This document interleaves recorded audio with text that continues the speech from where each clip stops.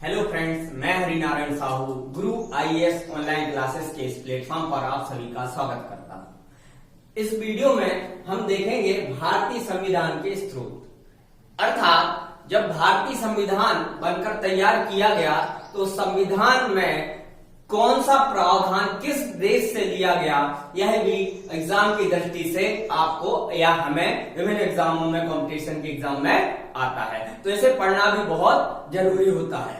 ठीक है ना।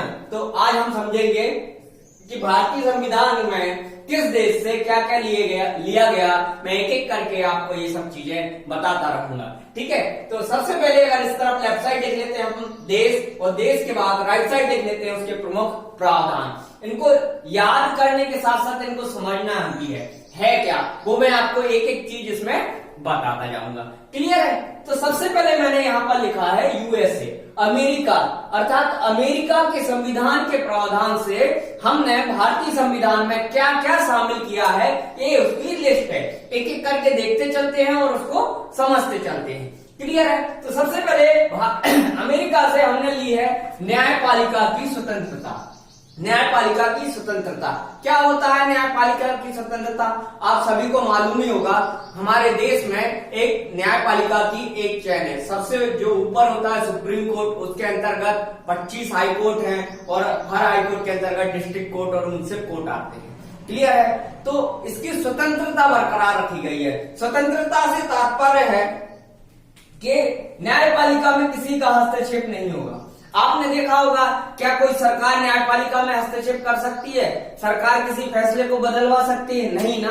किसी मंत्री, मिनिस्टर, राष्ट्रपति तक की, यहां तक कोई राष्ट्रपति हो, प्रधानमंत्री हो, मुख्यमंत्री हो, राज्यपाल हो, कोई भी सदस्य न्यायपालिका के किसी भी फैसले को बाधित नहीं कर सकता, उसमें इंटरफेयर नहीं कर सकता। तो ये चीज हमने कहां से ली है? यूएसए, अमेरिका की संविधान से एक चीज है। सेकेंड है मौलिक अधिकार। मौलिक अधिकार हम अगले एक दो वीडियो बाद मौलिक अधिकार को हम डिटेल में देखेंगे। क्लियर है। मौलिक अधिकार 6 प्रकार के मौलिक अधिकार है। स्वतंत्रता का, समानता का, शोषण के विरुद्ध अधिकार, धर्म की स्वतंत्रता का अधिकार, संवैधानिक उपचारों का अधिकार, बहुत सारे अधिकार हमें मौलिक अधिकार में दिए गए हैं। और मौलिक अधिकारों के उल्लंघन पर हम डायरेक्ट कहां जा सकते हैं? सुप्रीम कोर्ट भी जा सकते हैं। क्लियर है। अगला अधिकार अपन देखते हैं न्यायिक पुनरावलोकन का अधिकार, है ना। इसे इंग्लिश में जुडिशियल रिव्यू भी बोला जाता है। आर्टिकल नंबर 137 में इसका उदाहरण है। ठीक है। आर्टिकल नंबर 137 में भी मैं आगे पढ़ाऊंगा, जब भी बताऊंगा। अभी मैं इतना बता देता हूं न्यायिक पुनरावलोकन क्या होता है। इसका अधिकार केवल सुप्रीम कोर्ट को है। किसको है? सुप्रीम, एससी मतलब सुप्रीम कोर्ट। क्लियर। क्या होता है न्यायिक पुनरावलोकन? अपने द्वारा दिए गए डिसीजन पर फिर से विचार करके उसे बदलने की शक्ति। अर्थात आपने सुना होगा, अभी एक निर्भया केस वगैरह चल रहा था, उसमें उनको सजा मिलने के बाद भी, फांसी की सजा मिलने के बाद भी वो रिव्यू पिटीशन लगाते हैं, पुनरावलोकन लगाते हैं। तो यही है कि आपने जो फैसला दे दिया उसके लिए एक और बार सुप्रीम कोर्ट से बोलना कि आप इसको फिर से इस मामले को देखिएगा और फिर से रिव्यू लीजिएगा, पुनरावलोकन करिए, फिर से अवलोकन करिए उसका, और उसको उनको बदलने की भी पावर होती है। लेकिन ये पावर किसको होती है? केवल सुप्रीम कोर्ट को होती है। क्लियर है ये चीज। आगे देखते हैं निर्वाचित राष्ट्रपति। राष्ट्रपति का निर्वाचन प्रक्रिया के द्वारा भरा जाना और उस पर महाभियोग की जो प्रक्रिया है, महाभियोग की प्रक्रिया है, हमने कहां से ली है? ये राष्ट्रपति पर महाभियोग की प्रक्रिया हमने यूएसए से, अमेरिका से ली है। क्लियर है। फिर उपराष्ट्रपति का पद। हमारे यहां भी एक उपराष्ट्रपति होता है, कई देशों में होता है, लेकिन हमने जो उपराष्ट्रपति का पद लिया है वह अमेरिका से लिया है। और हमारे यहाँ उपराष्ट्रपति का कार्य क्या होता है? उपराष्ट्रपति का कार्य क्या होता है? राज्यसभा का सभापति का कार्य करना उपराष्ट्रपति का कार्य होता है। क्लियर है ये चीज। फिर उसके बाद देखेंगे सुप्रीम कोर्ट और हाई कोर्ट के न्यायाधीशों को हटाने की प्रक्रिया। ये भी हमने कहां से ली गई है? अमेरिका के संविधान से ली गई है। अब यहाँ पे मैं आपको एक बात बता दूं, जहां पर कई लोग कंफ्यूज होते हैं, जो इंडियन पॉलिटी पढ़ रहे हैं, भारतीय राज्य व्यवस्था पढ़ रहे हैं, जिनका राजनीति शास्त्र है, उनके लिए भी बहुत इंपॉर्टेंट बात है कि मैंने यहाँ लिखा राष्ट्रपति पर महाभियोग। और यहाँ पर मैंने लिखा सुप्रीम कोर्ट हाई कोर्ट के न्यायाधीशों को हटाने की प्रक्रिया। यहां मैंने महाभियोग शब्द का प्रयोग नहीं किया है। क्लियर है? यहां पर मैंने महाभियोग शब्द का प्रयोग नहीं किया है क्योंकि संविधान में भी महाभियोग शब्द का प्रयोग नहीं है। वो बात अलग है, न्यूज़पेपर में और बहुत सारे चैनलों में जब अपने यहाँ जो चीफ जस्टिस थे दीपक जी, माननीय दीपक जी, उनको ऊपर जो चलाई गई थी हटाने की प्रक्रिया, वो हालांकि निरस्त कर दी गई थी, तो उसे महाभियोग नाम दिया गया था अखबारों में, न्यूज चैनल में। बट कॉन्स्टिट्यूशनली वह शब्द सही नहीं है। सुप्रीम कोर्ट और हाई कोर्ट के न्यायाधीशों की हटाने की प्रक्रिया को महाभियोग नहीं कहा जा सकता। यह केवल महामहिम को हटाने की प्रक्रिया को महाभियोग कहा गया है। इस प्रक्रिया का जो उल्लेख है, राष्ट्रपति को हटाने की प्रक्रिया का उल्लेख है आर्टिकल 61 में दिया गया है। क्लियर है? कहां दिया गया? आर्टिकल 61 में दिया गया। और सुप्रीम कोर्ट को हटाने की प्रक्रिया का उल्लेख आर्टिकल 124(4) के तहत दिया गया, वो अलग है। और वहां कहीं नहीं लिखा महाभियोग शब्द। क्लियर है ना? तो ये चीज याद रखना। अभी न्यूज़पेपर और टीवी चैनलों को छोड़ के हम यहाँ संविधान पढ़ रहे हैं, उसके अकॉर्डिंग पढ़ेंगे। फिर अगला जो पॉइंट दिया हुआ है, संविधान की सर्वोच्चता, अर्थात हमारे देश में संविधान ही सर्वोच्च होगा। उसके ऊपर ना कोई व्यक्ति होगा, ना कोई पद होगा, ना कोई धर्म होगा, ना कोई रूढ़ी होगी, ना कोई प्रथा होगी। सबसे ऊपर किसको माना जाएगा? संविधान को माना जाएगा। ये भी हमने कहां से लिया है? ये भी हमने कहां से लिया है? यूएसए से लिया है। ये सारे पॉइंट हैं जो एग्जाम से पूछे जा सकते हैं, ये आप ध्यान रख सकते हैं। संविधान या ब्रिटेन से हमने क्या क्या लिया? हालांकि ब्रिटेन का कोई लिखित संविधान नहीं है, उसके जो प्रावधान है वहां से हमने क्या लिया? तो ब्रिटेन से हमने सबसे पहले लिया संघीय प्रणाली को। क्लियर है? ब्रिटेन से लिया हमने संघीय प्रणाली को। तो सबसे पहले ये समझना होगा कि संघीय प्रणाली कहलाती क्या है। देखिए, संघीय प्रणाली का अर्थ होता है एकात्मक संघात्मक रूप से मिलजुल कर, अर्थात जैसे हमारे यहाँ राज्य सरकारें भी होती हैं और केंद्र सरकार अलग होती है।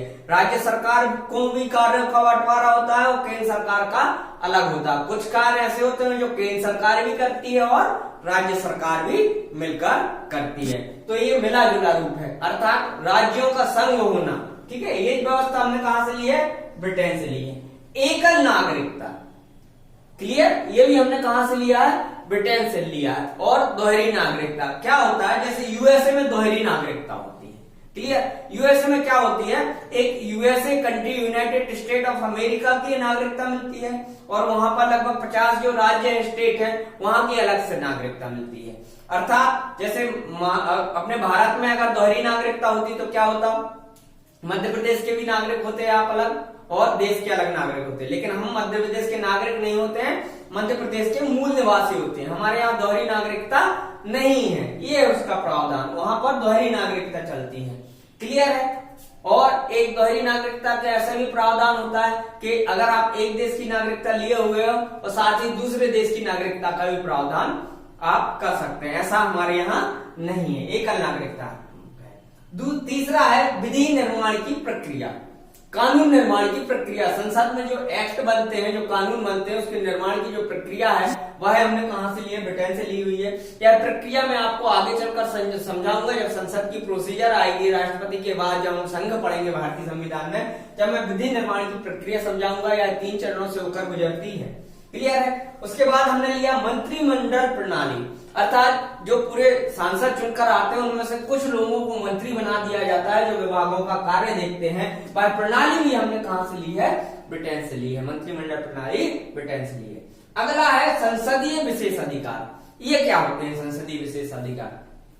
संसद के सदस्यों को सामूहिक रूप से और व्यक्तिगत रूप से कुछ विशेष अधिकार प्रदान किए गए हैं कि जब संसद सत्र चल रहा हो तो उनको 2 महीने पहले तक या 2 महीने बाद तक उनको गिरफ्तार नहीं किया जा सकता बिना संसद की अनुमति के।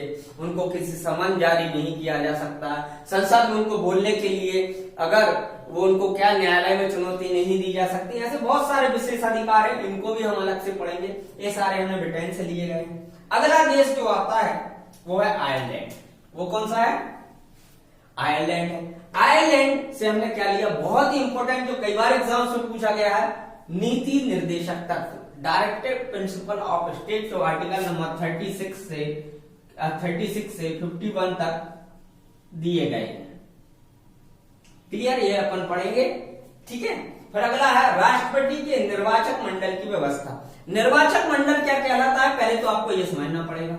निर्वाचक मंडल का अर्थ होता है कि राष्ट्रपति जब चुनाव होता है तो उसमें कौन कौन वोट डालता है, उसे निर्वाचक मंडल कहते हैं। क्लियर है, राष्ट्रपति के चुनाव में कौन कौन वोट डालेगा वह निर्वाचक मंडल कहलाएगा। क्लियर है, अगला है राष्ट्रपति द्वारा राज्यसभा में कला, विज्ञान, साहित्य और समाज सेवा, ये 4 क्षेत्र होते हैं। इसमें 12 लोगों का मनोनयन राष्ट्रपति करता है। राष्ट्रपति 12 लोगों को मनोनीत करता है राज्यसभा के सदस्यों के लिए। ये व्यवस्था भी हमने कहां से ली है, ये व्यवस्था भी हमने आयरलैंड से। अगला देश देखेंगे हम, कनाडा देखेंगे। कनाडा के संविधान से हमने क्या क्या लिया, केंद्र सरकार द्वारा राज्यों के राज्यपाल की नियुक्ति का प्रावधान लिया है। क्लियर है, तो केंद्र सरकार, मैं बोल रहा हूं यहां केंद्र सरकार के द्वारा राज्यपालों की नियुक्ति। अभी आप बोलोगे कि राज्यपालों की नियुक्ति तो राष्ट्रपति करता है। क्लियर है, तो मैं आपको बता दूं कि जब हम राष्ट्रपति पढ़ेंगे तो उसमें मैं बताऊंगा कि राष्ट्रपति मंत्रिपरिषद की सलाह पर कार्य करता है, अर्थात केंद्र सरकार की मंत्रिपरिषद की सलाह पर कार्य करता है। केंद्र सरकार की मंत्रिपरिषद जो उसे सलाह देंगे उस सलाह के अनुसार राज्यपालों की नियुक्ति उस राज्य में की जाएगी। समझ गए। आगे देखिए, अवशिष्ट शक्तियों का केंद्र के पास होना। अवशिष्ट शक्ति क्या होती है, मैंने आपको इससे पहले अनुसूचियां पढ़ाई हैं। अनुसूचियों में आपको बताया 7वीं अनुसूची में 3 प्रकार के कार्यों का बंटवारा है। केंद्र के कार्यों का अलग, राज्य के कार्यों का अलग, और जो दोनों के कार्यों से संबंधित सूची में डाला गया है। और अगर कोई ऐसा कार्य इसके बाद आ जाता है जो किसी सूची में लिस्टेड नहीं है, वह अवशिष्ट कार्य है। अवशिष्ट शक्ति किसके पास दी गई, इन्होंने केंद्र सरकार के पास दी गई। फिर अगला है सुप्रीम कोर्ट का परामर्श न्याय निर्णय। तो परामर्श न्याय निर्णय क्या कहलाता है, ये मैं आपको बता दूं।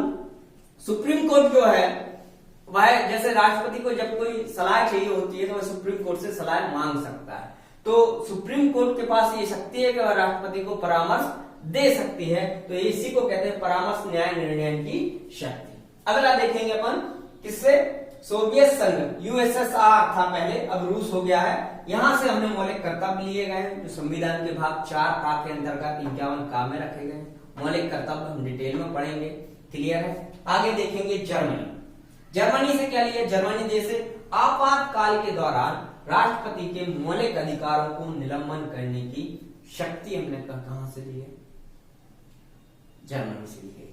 तो आप क्या होता है, जब इमरजेंसी लगती है, आपातकाल लगता है, तो कुछ आर्टिकल तुरंत 19 है जैसे तुरंत निलंबित होता है, और कुछ आर्टिकल कभी नहीं होते, और कुछ आर्टिकल ऐसे हैं जो निलंबित राष्ट्रपति अपने हिसाब से कर सकता है मंत्रिपरिषद की सलाह पर। अगला है दक्षिण अमेरिका। यहां से हमने लिया संविधान के संशोधन की प्रक्रिया, बहुत इंपॉर्टेंट, कई बार पूछी गई, तो आर्टिकल नंबर 368 में भी दी गई है। और अगला देखेंगे राज्यसभा के सदस्यों का निर्वाचन भी कहां से लिया गया हमने, दक्षिण। अगला देश है फ्रांस। फ्रांस से हमने क्या लिया है, गणतंत्रता।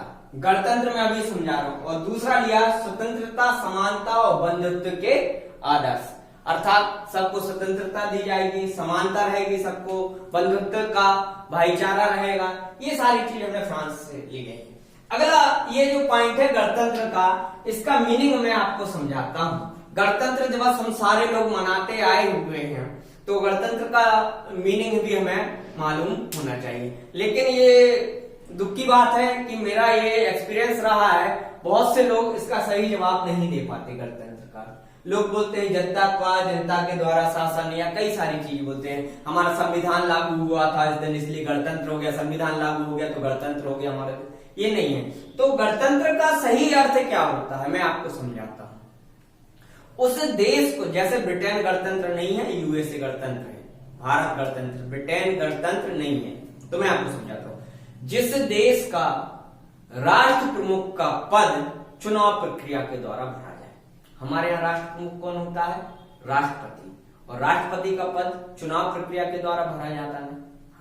यूएसए में भी भरा जाता है, लेकिन ब्रिटेन में राष्ट्र प्रमुख कौन है, वहां की रानी एलिजाबेथ जो है, क्राउन वहां होते हैं, वहां चुनाव प्रक्रिया नहीं होती, वो वंशानुगत होता, तो वो गणतंत्र नहीं है। तो फिर से सुनना, जिस देश के राष्ट्र प्रमुख का पद चुनाव प्रक्रिया के द्वारा भरा जाता है उस देश को गणतंत्र कहा जाता है। ठीक है, गणतंत्र, हमारे देश में राष्ट्रपति का पद चुनाव प्रक्रिया के द्वारा भरा जाता है तो हमारा देश गणतंत्र है। क्लियर है, ये होता है। अगला है ऑस्ट्रेलिया।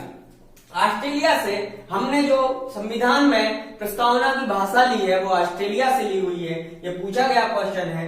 और समवर्ती सूची, जो अनुसूची मैंने पढ़ाई है उसकी 7वीं अनुसूची में जो समवर्ती सूची है वह हमने कहां से ली गई है?